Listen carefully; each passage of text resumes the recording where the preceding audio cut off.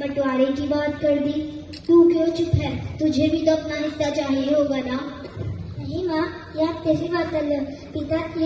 ये हवेली पिताजी की सबसे बड़ा किसान है। वे दादा इस किसान और सतत यूं ही बनते रहते हैं और हम सब मिलकर इसमें रहें। इससे मेरा कोई मतलब नहीं है। मुझे मेरा हिस्सा दे दो, वरना क्या करोगे?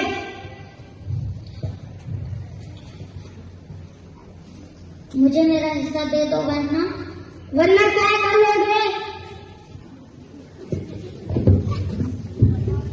ठीक है, बंटवारा होते रहेगा, सिर्फ हवेली का ही नहीं बल्कि तुम्हारी माँ का भी, और इसका फैसला कल हम घर के दरबार में होगा। बामुलाइजा होशियार सेंसाई जलालुद्दीन मोहम्मद अकबर अपनी बेगम साहबा के दरबार में आ रहे हैं।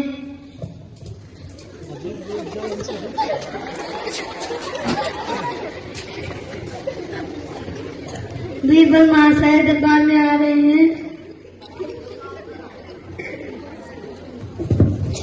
आज का मौसम बहुत अच्छा है, आज दरबार में बहुत खुशहाली है। हाँ, आज का मौसम ही कुछ ऐसा है। हमारे राज्य में सब ठीक है, हमारी प्रजा कैसी है? हाँ महाराज, सब खैरियत है। दरबार में एक नया मामला आया है। मामला पेश किया जाए। मामला पेश किया जाए। दुखियारी माँ अपनी सारी बेटी अकबर को सुलाती है। ये तो बहुत शर्म की बात है कि आपके बेटे इतनी जल्दी बंटवाना चाहते हैं, पर आप क्या चाहते हैं जरा वो भी बताएं। मेरे पति ने ये हवेली बड़ी मेहनत से खड़ी की है। मैं नहीं चाहती कि मैं अपने तीनों बेटों को यह हवेली सौंपूं और वो इसके टुकड़े टुकड़े कर दे। मैं ये हवेली किसी एक बेटे को देना चाहती हूँ जो इसकी सही कीमत समझे। बीरबल, इस पे तुम्हारा क्या विचार है? महाराज, मैं बाजी की बातों से सहमत हूँ। घर भले ही बड़ा हो या छोटा, उससे चलाना आसान नहीं होता। तो मेरा यह मानना है कि तीनों में से जो भी कम खर्च में ज्यादा काम निकाल सकता है, घर उसी के नाम होना चाहिए। वो कैसे? फिर बीरबल अपनी जेब से 3 सिक्के निकालता है और तीनों बेटों को एक एक सिक्का सौंप देता है और कहता है, ये 10 आने के सिक्के, तुम्हें बस इतना करना है, ऐसी चीजें ले आओ जिससे उस हवेली का सबसे बड़ा कमरा जाए। वो तो इतना बड़ा कमरा है कि इधर से उधर जाने में हमें तो बैलगाड़ी से जाना पड़ता है। इस 10 दाने के कैसे? पेट तो कमरा तो छोड़ो, हमारा पेट भी नहीं भरेगा। यही तो चुनौती है। जो घर खर्चा चलाने में सक्षम होगा, घर उसी का। फिर दोनों बेटे जल्दी से वहाँ से भाग जाते हैं, पर मोतीलाल वही खड़ा रहता है। मोती, तुम्हें हवेली नहीं चाहिए? हवेली से ज्यादा अपना परिवार चाहिए बीरबल। वो तो अब तुम्हारे हाथ में है।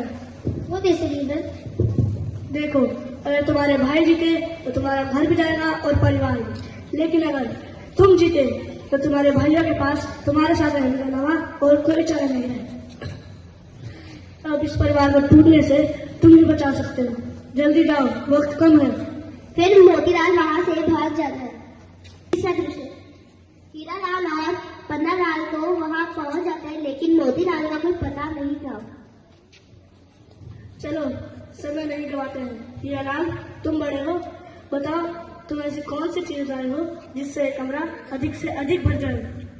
फिर हीरालाल अपनी बोरी को पलटता है और उसमें से निकलती है सूखी खाद, पर उससे भी आधा कमरा ही भर पाता है।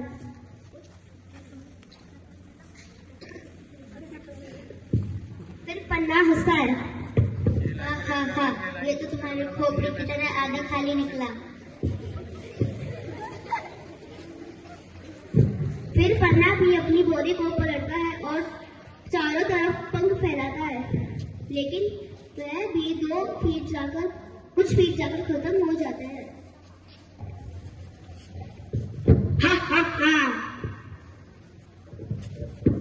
पर चुनौती तो ये थी कि जो अधिक से अधिक कमरा भरेगा वो जीता। मोतीलाल तो आया नहीं, मतलब मैं जीता माना गया।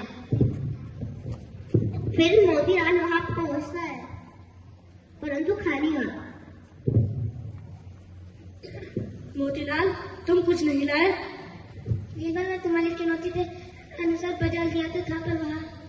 फिर मोतीलाल बताता है कि वहाँ बाजार में क्या हुआ।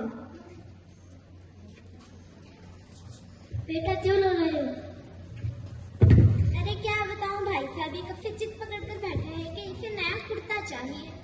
उसमें समस्या क्या है? मैंने अपनी पुरानी साड़ी से इसके लिए कल ही तीन कुर्ते सिलकर दिए थे। बिना फालतू पैसे गंवाना मतलब घर का हिसाब किताब खराब करना। फिर वह बच्चा और जोर से रोने लगता है।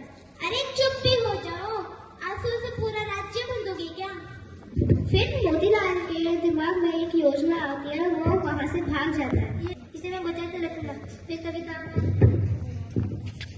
अरे गुल, बंधु शर्ट पर आ गया ना? नहीं भैया, मैं भी आया।